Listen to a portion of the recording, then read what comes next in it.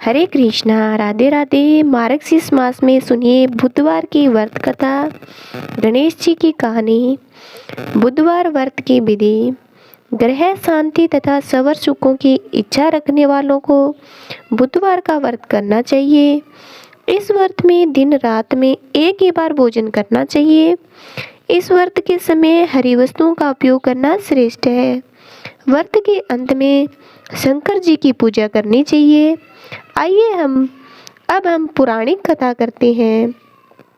एक समय एक व्यक्ति अपनी पत्नी को विदा करवाने के लिए अपनी ससुराल गया।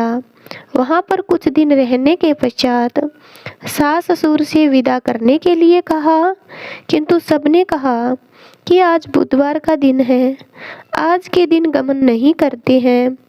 वह व्यक्ति किसी को नहीं माना और हठधर्मी करके बुधवार के दिन ही पत्नी को विदा कराकर अपने नगर को चल पड़ा।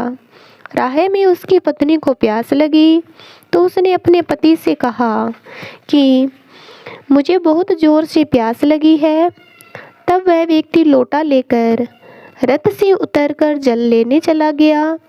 जैसे ही वह व्यक्ति पानी लेकर अपनी पत्नी के पास आया तो वह यह देखकर आश्चर्य से रहित रह गई कि ठीक अपनी जैसी सूरत तथा वैसी ही वेशभूषा में एक व्यक्ति उसकी पत्नी के पास रथ में बैठा हुआ है। उसने क्रोध से कहा कि तू कौन है जो मेरी पत्नी के निकट बैठा हुआ है। दूसरा व्यक्ति बोला, यह मेरी पत्नी है, मैं अभी अभी ससुराल से विदा कराकर ला रहा हूँ। वे दोनों व्यक्ति आपस में झगड़ने लगे। तभी राज्य के सिपाही आकर लोटे वाले व्यक्ति को पकड़ने लगे। स्त्री से पूछा, तुम्हारा असली पति कौन है? वह व्यक्ति ईश्वर से प्रार्थना करता हुआ बोला, हे परमेश्वर, ये क्या लीला है कि सच्चा झूठा बन रहा है। तभी आकाशवाणी हुई कि ए मूर्ख, आज बुधवार के दिन तुम्हें गमन नहीं करना था, तूने किसी की बात नहीं मानी। यह सब लीला बुद्धदेव भगवान की है। उस व्यक्ति ने बुद्धदेव से प्रार्थना की कि अपनी गलती के लिए क्षमा मांगे। तब बुद्धदेव जी अंतर्ध्यान हो गए।